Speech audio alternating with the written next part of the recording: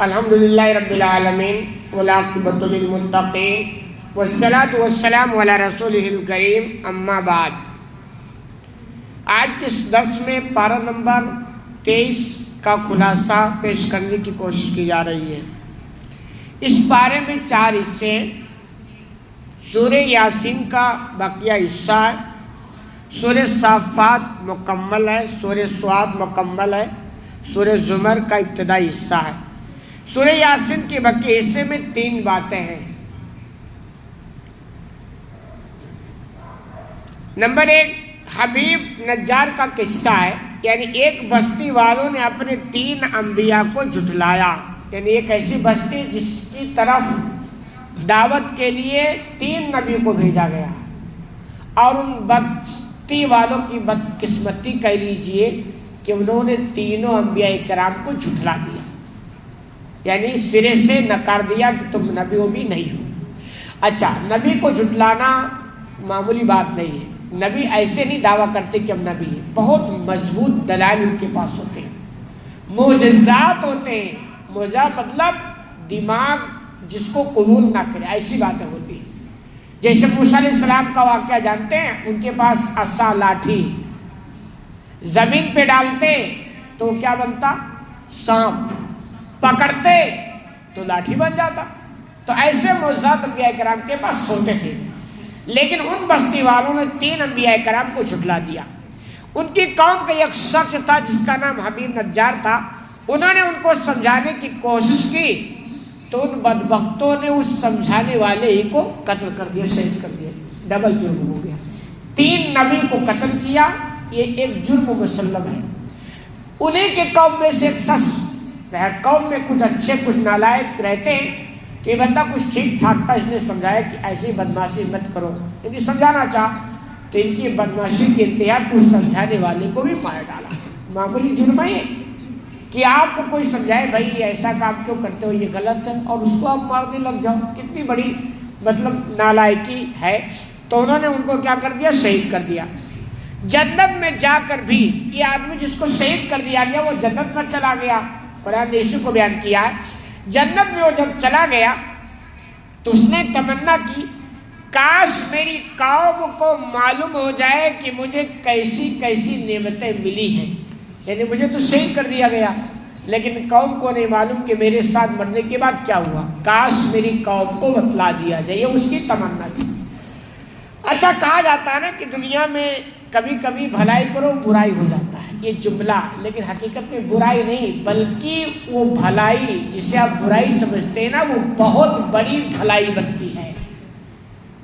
آپ نے بھلائی کی، بظاہر آپ کو لگتا ہے کہ دنیا میں آپ کے ساتھ برا ہو گیا، لیکن اس برائی میں بہت بڑی نعمت اور کامیابی چھپی ہوئی ہوتی ہے۔ جیسے یہ بندہ سمجھانے گیا، اس میں کیا اس کا تھا؟ بھائی کچھ بھی نہیں تھا، تو بظاہر اس میں بھلائی کرنے گیا تھا نا، لیکن اس کو بھی مار دیا گیا۔ دنیا والوں کی نگاہوں میں یہ بن گیا کہ بندہ بھلائی کرنے گیا تھا، اس کے ساتھ برائی ہو گیا، لیکن ایسا نہیں، اس کو تو جنت مل گئی۔ اس سے بڑی اور بھلائی کوئی ہو سکتی ہے؟ اصل بھلائی تو یہی ہے نا کہ آدمی دنیا میں کچھ ایسا کرے اور اس کو جنت مل جائے۔ تو یہ جملہ جھوٹا ہے، فراڈ ہے، جو کہا جاتا ہے کہ صاحب بھلائی کرو اور برائی ملتا، بظاہر برائی آپ کو لگے گا لیکن اس برائی میں بہت بڑی کامیابی چھپی ہوئی ہوتی ہے۔ اسی طرح اللہ کی قدرت کے دلائل، کیا مردہ زمین سے بارش سے زندہ کر دیا جاتا ہے، یعنی ایک دور آتا ہے کہ زمین پوری تپ جاتی ہے، مردہ ہو جاتی ہے، ہریالی ختم ہو جاتی ہے، اللہ کی مہربانی ہوتی ہے، آسمان سے بارش ہوتی ہے، وہ زمین لہلہا اٹھتی ہے۔ یہ اللہ کی قدرت کاریگری ہے، آپ دیکھیں۔ اسی طرح لیل و نہار، دن رات کا، شمس و قمر، سورج اور چاند کا نظام، کتنا مضبوط سسٹم ہے۔ لوگ کہتے ہیں یہ سب ایسے چل رہا، اپنے آپ کیسے ایسے چل رہا ہے جی؟ رات اور دن کا آنا جانا ڈیلی آپ دیکھیے اپنے حساب سے، اپنے نظام پر ایسا ہو رہا۔ ایسا نہیں کہ آج سورج کو نکلنا تھا 7 بجے اور وہ بھول گیا نکلنا اور آج نکل گیا 12 بجے، ایسا کبھی ہوا؟ نہیں ہوا۔ اس کا مطلب کسی حاکم کے حکم کے ماتحت چل رہا۔ ایسا نہیں ہے کہ روز سورج ڈوب رہا تھا 6 بجے اور وہ غلطی کر گیا اور آج ڈوبا ہے 9 بجے. ایسا ہوا؟ ایسا نہیں ہو رہا ہے. پورا ایک دم نظام چل رہا ہے. تو اللہ نے کہا نا ان پر غور کرو تو اللہ کی قدرت تمہیں نظر آئے گی.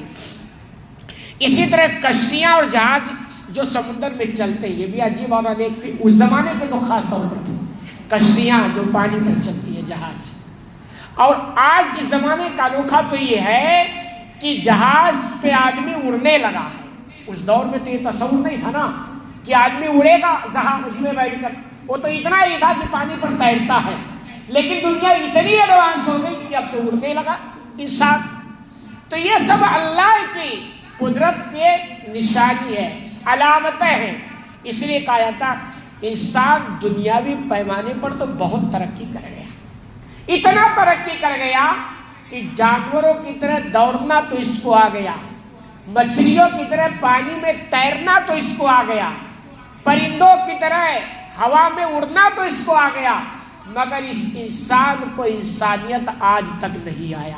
یہ وہی پرانی بھائی کا کھانا ہی جانتا آج بھی، بہنوں کا حصہ مار کر کھانا آج جانتا ہے، دوسروں کے ساتھ بھلائی نہ کرنا جانتا ہے آج، بھائی کا پیر کھینچ کر نیچے گرانا وہی سوچ آدمی یہ رکھتا ہے. تو انسانیت میں ترقی نہیں کر پایا. باقی دنیاوی حیوانیت بھی خوب ترقی کر گیا. تو یہ سب اللہ کی کاریگری نظر آتی اس میں.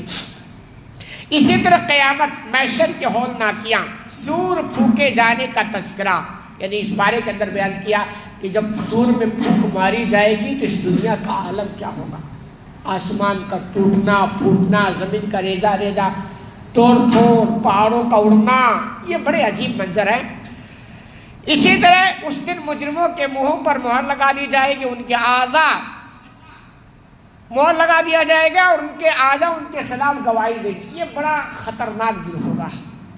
اللہ کے یہاں جو سسٹم ہے بڑا مضبوط ہے کہ ایک بندہ جس کو جہنم میں ڈالا جائے گا نا، اس سے یعنی یہ تسلیم کرنا ہی پڑے گا کہ میں مجرم ہوں. دنیا کے اندر کسی کو سزا ہوتی ہے نا، سزا ہونے کے بعد بھی بسا اوقات کہتا صاحب میں مجرم نہیں ہوں، مجھے زبردستی مجرم بنایا گیا. دنیا کے اندر ایسا چلتا ہے. لیکن قیامت میں ایسا نہیں ہوگا.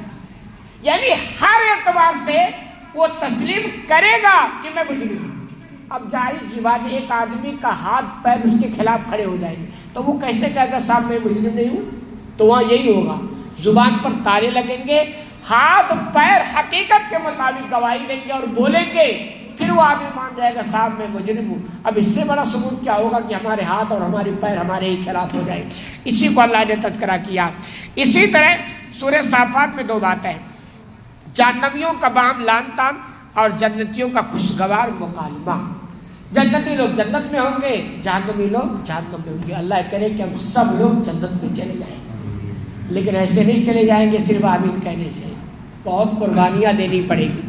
تو کہہ رہے جب جہنمی لوگ آپس میں ملیں گے تو کہیں گے یہ آپس میں لانتا ہے، اس کی وجہ سے ایسا ہو گیا، اس کے پیچھے میں نے ایسا چلا تھا، اس کی بات ماننے کی وجہ سے ہو گیا، میں تو اس کے راستے پر نہیں چلا، اس نے مجھے اس راستے پر چلا.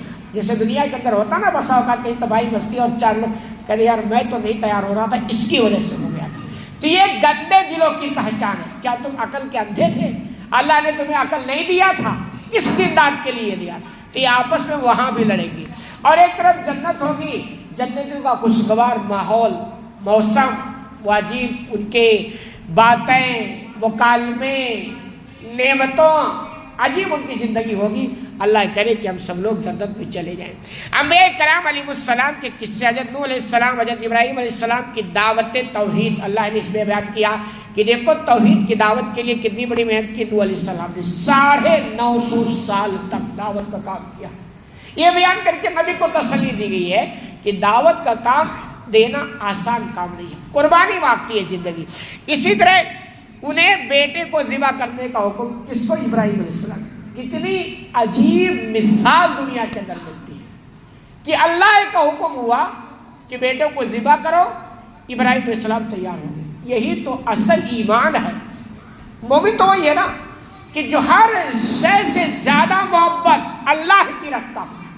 تو ابراہیم علیہ السلام نے کہا صاحب بیٹے کی محبت ہمارے دل کے اندر بھی، ہم نے بھی پالا ہے، لیکن اللہ کی محبت پر یہ محبت غالب نہیں آئے گی. انہوں نے مثال دے کر دنیا والوں کو بتا دیا کہ ایمان اس کو کہتے ہیں.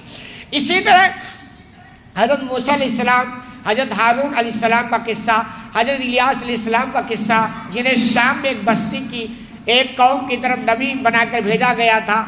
اسی طرح حضرت نوح علیہ السلام کی قوم کی شہوت پرستی کا قصہ، حضرت نوح علیہ السلام کے مچھلی کے پیٹ میں جانے کا واقعہ، یہ ساری پوری ایک داستان ہر نبی کی ایک الگ الگ اپنی ایک مثال ہے کہ جو دنیا میں آئے انبیاء کرام نا، ان کی زندگی میں قربانیاں بھری پڑی ہیں۔ اسی طرح سورہ صاد میں 2 باتیں، توحید یعنی تمام انسان اور موت و حیات کے پورے نظام کے لیے ایک اللہ ہی کافی ہے، یعنی اللہ کسی کا محتاج، اکیلا سب کچھ سنبھالنا، سب کچھ چلانا، کسی کا محتاج نہیں، یہاں تک کہ کسی کے مشورے کا بھی وہ محتاج نہیں ہے۔ اسی لیے ہم لوگ فخر سے کہتے ہیں کہ ہم اس مالک کی عبادت کرتے ہیں جو کسی بھی اعتبار سے اس کے اندر کوئی کمی نہیں ہے، کوئی محتاجگی نہیں ہے، اور پھر ہم اس میں سستی اور قائلی کریں تو ہماری بدقسمتی ہے۔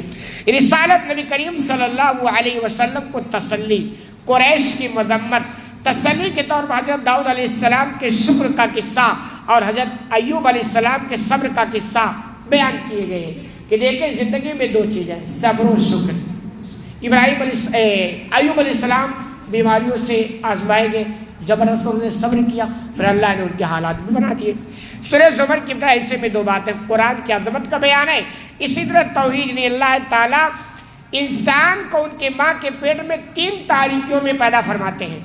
اسی طرح مشرک کی مثال اس غلام کی سی ہے جس کے کئی آقا ہوں، اور موحد کی مثال اس غلام کی سی ہے جس کا ایک ہی آقا ہو۔ یہاں اللہ نے مثال دے کر سمجھایا کہ ایمان والو اور مشرک ایسے سمجھو، مشرک کی مثال اس غلام کی ہے جس کے کئی مالک ہوں، اور غضب ہو جائے تو مالکوں کی آپس میں بنتی نہ ہو۔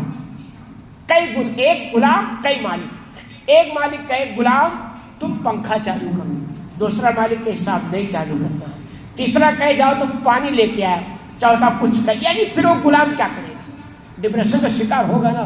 تو کہہ رہے مشرک کی کہانی ایسے ہی ہے، جس نے بہت سارے معبودوں کو بنا رکھا ہے، وہ خود نہیں اس کے سمجھ میں آتا ہے کہ میں کس کی مانوں، کس کی سنوں، کس کی عبادت کروں، اور کس کو راضی کروں اور کس کو ناراض کروں، وہ ایک دم ڈپریشن کا شکار ہوتا۔ اور موحد کی مثال اس غلام کی ہے جس کا ایک مالک ہے، اس کو صرف ایک ٹینشن، اپنے ایک مالک کو خوش رکھو۔ تو ایک مالک والا غلام بہتر ہے یا کئی مالکوں والا غلام بہتر ہے؟ ظاہر سی بات ہے ایک مالک والا۔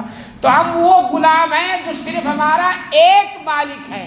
غلام کا مطلب ہوتا ہے جانتے ہیں کہ اس ایک کے آگے آپ کی کچھ بھی نہیں چلے گی، تو ہمارا بس ایک ہے، اس ایک کے آگے ہماری کچھ نہیں چلے گی، اور باقی کوئی ایسا نہیں جس کے آگے ہماری کچھ نہ چلے، پھر ہماری سب چلے گی۔ تو مشرک اس کے کئی مالک ہوتے ہیں، کئی کے سامنے اس کی کچھ نہیں چلتی ہے، تو اس کی زندگی بڑی تباہی والی ہوتی ہے۔ اللہ رب العالمین سے دعا ہے کہ الہ العالمین تمہیں کہنے سننے زیادہ عمل کرنے کی توفیق عطا فرما، آمین۔